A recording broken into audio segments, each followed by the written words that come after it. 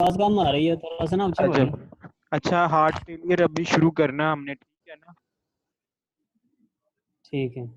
Heart failure को समझने से पहले ना, हार्ट फेलियर क्या है कि जो कार्डियक आउटपुट है वो डिक्रीज हो जाती है, ठीक है ना। अब हार्ट फेलियर को समझने से पहले हमें नॉर्मल सर्कुलेशन को समझना पड़ेगा। अब जो नॉर्मल सर्कुलेशन है ना, उसमें दो चीज़ें होती है। एक होता है प्री लोड और एक होता है आफ्टर लोड, ठीक है ना। जो प्री लोड है ना, वो इंफीरियर वेना केवा और सुपीरियर वेना केवा के थ्रू जो वेन से ब्लड आता है ना राइट हार्ट में, इसे प्री लोड कहते हैं। ये इंपॉर्टेंट है, प्री लोड की वजह से फेलियर, आफ्टर लोड की वजह से, इसको समझने बाद में हम इसको डिस्कस करेंगे। और जो आफ्टर लोड होता है ना, वो जो आफ्टर लोड, जो लेफ्ट वेंट्रिकल को रेजिस्टेंस फेस करनी पड़ती है ना आर्टरीज की, ठीक है ना, ये आफ्टर लोड है। मतलब एओर्टा की और जो उसकी आग मतलब सिस्टेमिक वेसल जो होती हैं आर्टरीज में, जो प्रेशर होता है, लेफ्ट वेंट्रिकल को प्रेशर लगा के पंप करना पड़ता है, ये आफ्टर लोड है, ठीक है ना। दो चीजें हमने ठीक है। डिस्कस कर ली, एक प्री लोड एक आफ्टर लोड। अब फ्रांक स्टार्लिंग एक ना लॉ है, मतलब एक उसके मुताबिक ना, जितना वेनस रिटर्न होता है, जितना वेनस रिटर्न होता है उतनी ज्यादा कार्डिक आउटपुट होती है विद इन फिजियोलॉजिकल लिमिट, ठीक है ना। अब हार्ट फेलियर में क्या हुआ होता है कि हार्ट वीकन होता है, कार्डिक आउटपुट जो है वो, कार्डियक हार्ट फेलियर में कार्डिक आउटपुट डिक्रीज हुई पड़ी होती है।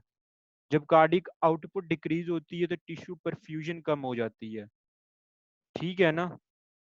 अब टिश्यू परफ्यूजन के कम होने की वजह से क्या होगा कि ना कुछ कंपनसेटरी मैकेनिज्म स्टार्ट हो जाएंगे इस टिश्यू परफ्यूजन को बढ़ाने के लिए, ठीक है ना, मतलब इस कार्डिक आउटपुट को बढ़ाने के लिए tissue perfusion को अब वो वाले मैकेनिज्म कौन से हैं? ये मैकेनिज्म नॉर्मली तो हमें लग रहा है कि प्रोटेक्टिव है, लेकिन हार्ट ऑलरेडी वीक है। ये उसको देखना भी, मैं तो जिसको एक फ्लो चार्ट से दिखाता हूँ। फ्लो चार्ट नजर आ रहा है ना? हेलो। हाँ हाँ, नजर आ रहा है। अच्छा, अब कार्डिक आउटपुट हो गई है डिक्रीज, यही देख कार्डिक आउटपुट होगी डिक्रीज। डिफरेंट काजेज हैं, उसको उसको हम बाद में डिस्कस कर लेंगे, ठीक है ना। तो अब compensatory mechanism, sympathetic stimulation activate हो गई, रीनल परफ्यूजन, जो अल्फा वन रिसेप्टर्स होते हैं ना वो आर्टरीज पे होते हैं। अब यहाँ पे जाके देख रहा है ये पेरिफेरल वेजो कंस्ट्रिक्शन होगी, इसने सिस्टेमिक रेजिस्टेंस बढ़ा दिया। वो अब जो लेफ्ट वेंट्रिकल है उसको पंप और जोर से करना पड़ेगा, मतलब उसे मजबूर कर देगा, लेकिन वो तो ऑलरेडी वीकन है। अब जब रीनल परफ्यूजन डिक्रीज होती है ना, तो क्या होता है, जो जे सेल्स होते हैं ना, जे सेल्स, जे सेल्स, इनसे रीनन रिलीज होता है, ठीक है ना। अब ये वाली जो रीनन है ना, इसको अल्टीमेटली कन्वर्ट होता है एंजियोटेंसिन 2 में। ये एंजियोटेंसिन में कन्वर्ट होगी, फिर इसने कन्वर्ट हो जाना है एंजियोटेंसिनोजन में, ठीक है ना, एंजियोटेंसिन 2, ठीक है ना। अब ये वाली जो चीज़ है ना, ये बड़ी समझने वाली है कि एंजियोटेंसिनोजन ने क्या क्या इफेक्ट करने हैं। इसने और चीज, जो कंपनसेटरी मैकेनिज्म है इसको वर्ड्स करना है, वो ये कैसे करेगा। अब ये वाला हमारे पास एंजियोटेंसिनोजन है, इसके मल्टीपल इफेक्ट हैं। सबसे पहले इसने जाना है पोस्टीरियर पिट्यूटरी पे, ठीक है ना। पोस्टीरियर पिट्यूटरी पे जाके इसने एडीएच रिलीज करना है। अब एडीएच का तुझे पता है, एडीएच क्या करवाएगा, वाटर रीअब्जॉर्प्शन। जब वाटर रीअब्जॉर्ब होगा तो क्या होगा, हमारे पास प्रीलोड बढ़ जाएगा, ठीक है ना। हम एक मतलब कमजोर हार्ट को पानी में और डुबोएंगे, वो इतना ज्यादा मतलब उसके पास इतनी ज्यादा मतलब जो वेनस रिटर्न में ज्यादा को पंप नहीं कर पाएगी, क्योंकि उसके मायोकार्डियम के मसल वीक हुए पड़े हैं पहले से। अब ये क्या कर रहा है, उस साइकिल को और वर्स करता जा रहा है। बोल तो दिया कर यार, आवाज आ रही है कि नहीं? हाँ ना। हाँ हाँ, आवाज आ रही है। मैं वैसे नोट किया हुआ है कि मैं क्या मसला ना हुआ। अच्छा तू ठीक है। बोलता जाए बस। अब ना एंजियोटेंसिनोजन ने एड्रीनल ग्लैंड पे भी जाके एक्ट करना है।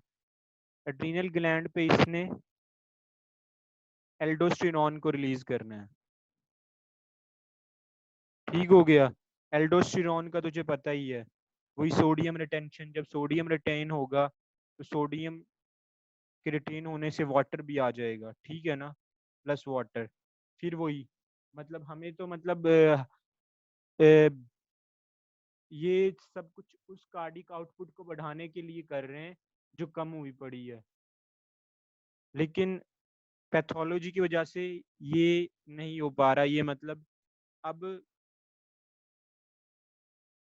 इसका एक और जो फंक्शन है, इसने टीपीआर को बढ़ाना है, टोटल पेरिफेरल रेजिस्टेंस।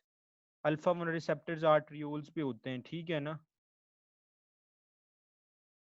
उसको मतलब वेसोकंस्ट्रिक्शन होगी आर्ट्रियोल्स की और टोटल पेरिफेरल रेजिस्टेंस बढ़ जाएगी, उससे ब्लड प्रेशर बढ़ेगा, ठीक है ना। ब्लड प्रेशर बढ़ेगा, वही बात है कि after load blood pressure after load को बढ़ाता है, क्योंकि वो आर्टरीज में जो प्रेशर होता है। अच्छा, एंजियोटेंसिन में ऑलमोस्ट और भी बातें, लेकिन इम्पोर्टेंट हार्ट फेलियर से रिलेटेड यही बातें हैं।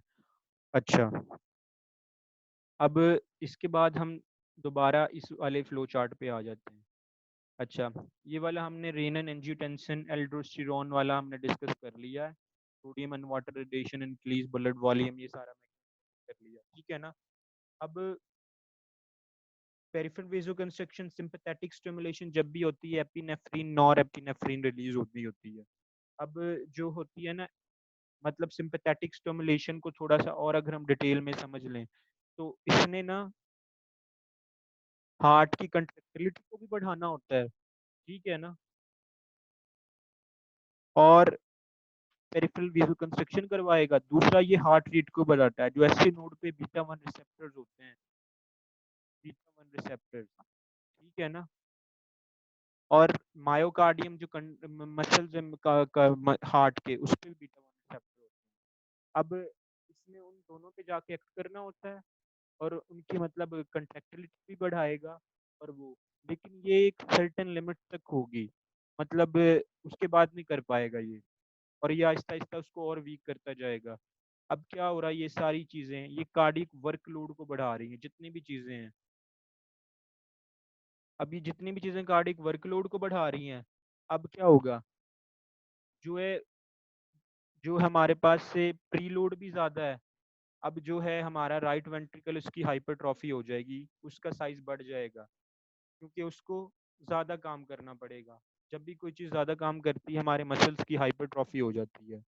अब आफ्टर लोड भी बढ़ा बढ़ा था, तो लेफ्ट वेंट्रिकल भी हाइपरट्रॉफी हो जाएगी, क्योंकि उसको ज्यादा काम करना पड़ेगा, ठीक है। अब जब इनकी लेफ्ट वेंट्रिकुलर हाइपरट्रॉफी होती है ना, तो शुरू शुरू में ना जब भी हाइपरट्रॉफी होती है तो वो डायस्टोलिक हार्ट फेलियर करवाती है, उसके बाद वो सिस्टोलिक हार्ट फेलियर कराती है। डायस्टोलिक हार्ट फेलियर में अभी हम डिटेल में करेंगे, डायस्टोलिक और सिस्टोलिक हार्ट फेलियर में क्या फर्क होता है, मतलब different types of heart failure. अच्छा, अब ना जब भी लेफ्ट वेंट्रिकुलर हाइपरट्रॉफी होगी या लेफ्ट साइडेड हार्ट फेलियर होगा, तो उसने करवाना है पल्मोनरी एडीमा, ठीक है ना, पल्मोनरी एडीमा। अब इसका जो मेन सिम्टम होगा वो डिस्निया होगा। और जब भी राइट साइडेड हार्ट फेलियर होगा, इसने जनरलाइज्ड एडीमा कराना है,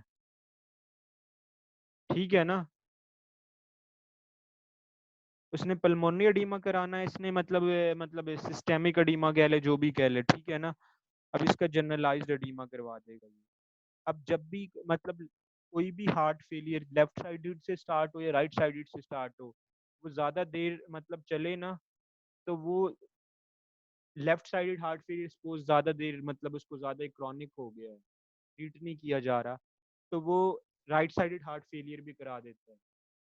मतलब कोई भी हार्ट फेलियर, की बात क्लियर हो गई कि राइट साइडेड या लेफ्ट साइडेड हो, वो दूसरे साइड का हार्ट फेलियर करा देगा। एक और बात मतलब जो यहाँ पे इन्होंने डिस्कस की हुई है कि अगर मिसाल के तौर पे राइट साइडेड हार्ट फेलियर है ना, तो उसमें हेपेटोमेगैली मिल सकती है तुझे, उसमें तुझे एसाइटिस मिल सकती है, क्योंकि जब राइट साइड हार्ट फेलियर होगा, मतलब राइट साइडेड हार्ट फेलियर होगा, तो उसमें लीवर का ब्लड भी तो मतलब राइट साइड पे जा रहा होता है ना, पोर्टल वेन की बाय पास हो के जैसे भी है वो, तो ये पोर्टल हाइपरटेंशन लीवर पे इफेक्ट डालेगी। अब जब पोर्टल हाइपरटेंशन होगी, लीवर पे इफेक्ट आएगा, तो उसकी वजह से फिर एसाइटिस वगैरह और दूसरी चीजें मतलब होनी है। अब ये इसकी सिंपल मतलब थी, मतलब पैथोफिजियोलॉजी हार्ट फेलियर की। इसमें एक और इम्पोर्टेंट चीज़ है मतलब हार्ट फेलियर में, कि मिसाल के तौर पे ना कोई भी मतलब लंग्स की पैथोलॉजी हो, वो भी हार्ट फेलियर करवा सकती है। मतलब जैसे सीओपीडी है, जिनमें मतलब एयर का प्रॉब्लम है, वेंटिलेशन लंग का प्रॉब्लम है।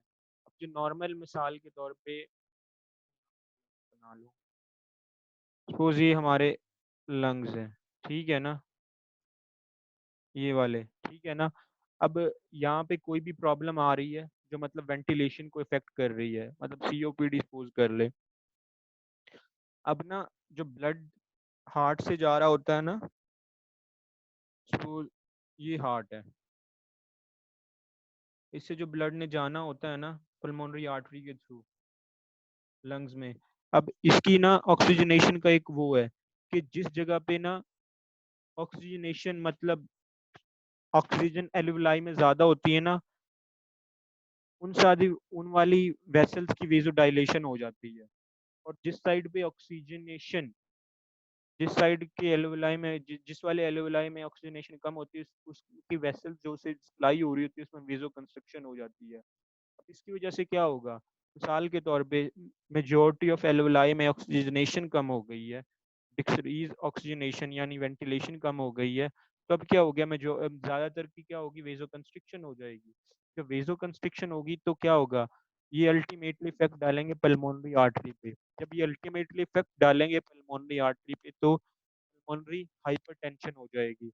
अब तूने कोर पल्मोनरी का नाम सुना हुआ था ना, जब पल्मोनरी हाइपरटेंशन होगी तो क्या होगा, right ventricular hyper pulmonary hypertrophy की पल्मोनरी हाइपरटेंशन क्या करवाएगी, जब पल्मोनरी हाइपरटेंशन होगी वो करवाएगी राइट वेंट्रिकुलर हाइपरट्रॉफी, क्योंकि राइट वेंट्रिकल जो आफ्टर लोड है ना वो बढ़ गया है, अब उसको ज्यादा काम करना पड़ेगा। अब राइट वेंट्रिकल हाइपरट्रॉफी होगी, राइट वेंट्रिकुलर हाइपरट्रॉफी उसे ना एक एक्स्ट्रा काम करना पड़ रहा है। सम एक्सटेंट तो कुछ अरसा तक तो वो एक सही काम करेगा, लेकिन उसके बाद उसका भी मतलब राइट साइड हार्ट फेलियर हो जाएगा। अब हमने लंग्स के थ्रू कैसे राइट साइडेड हार्ट फेलियर होता है, मतलब ये भी हमने पढ़ लिया है कि राइट साइडेड हार्ट फेलियर करवाता है ये जब भी लंग्स के थ्रू कोई मतलब इशू होगा, ठीक है ना। फिर अगर वो क्रॉनिक होगा तो लेफ्ट साइडेड हार्ट फेलियर भी करा देगा। और अक्सर ऐसा होता है कि हमें दोनों ही मतलब मिलते हैं, राइट साइडेड हार्ट फेलियर भी और लेफ्ट साइड हार्ट फेलियर एक पेशेंट में, ठीक है ना। अब तो हमारी बात रह गई थी कि सिस्टोलिक और डायस्टोलिक हार्ट फेलियर में हमने कुछ डिफरेंस करने थे, वो मैं यहाँ पे एक मिनट।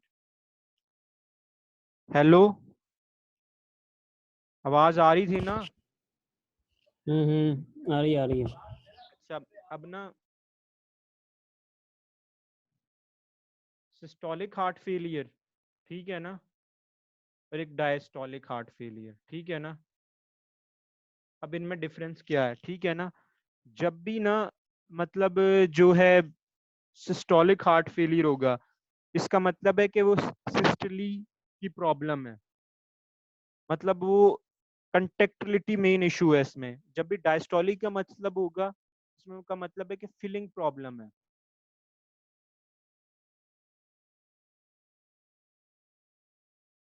अब जो है हमारे पास जो है ना, इनमें सबसे वैसे हम इसको कैसे डिफरेंशिएट करेंगे, सिस्टोलिक हार्ट फेलियर है या डायस्टोलिक हार्ट फेलियर। जो सिस्टोलिक हार्ट फेलियर हम इको कार्डियोग्राम कराएंगे। इकोकार्डियम जो इजेक्शन फ्रैक्शन करेगी कि इजेक्शन फ्रैक्शन डिफरेंशिएट करेगी कि ये कौन सा हार्ट फेलियर है। अगर इजेक्शन फ्रैक्शन लेस देन 45 है, ठीक है ना, इजेक्शन फ्रैक्शन लेस देन 45 है तो इसका मतलब ये सिस्टोलिक हार्ट फेलियर है। लेकिन अगर इजेक्शन फ्रैक्शन मोर देन 45 है तो इसका मतलब ये डायस्टोलिक हार्ट फेलियर है। अब इजेक्शन फ्रैक्शन को समझना पड़ेगा। इजेक्शन फ्रैक्शन क्या होती है? नॉर्मल इजेक्शन फ्रैक्शन जो होती है ना वो 55 टू 70% होती है। अब जो भी है मतलब इजेक्शन फ्रैक्शन क्या है? इजेक्शन फ्रैक्शन है कि वो डायस्टोलिक फिलिंग के बाद जो वॉल्यूम होता है ना वेंट्रिकल में, उसकी परसेंटेज कि कितना वेंट्रिकल इजेक्ट कर रहा है। अब क्योंकि डायस्टोली में फिलिंग का प्रॉब्लम है, अब जितना वॉल्यूम होगा वॉल्यूम में फिल कम होगा, सिस्टम मतलब कंट्रैक्टिलिटी तो नॉर्मल है, तो ejection fraction diastolic heart failure में नॉर्मल होती है या नॉर्मल होती है।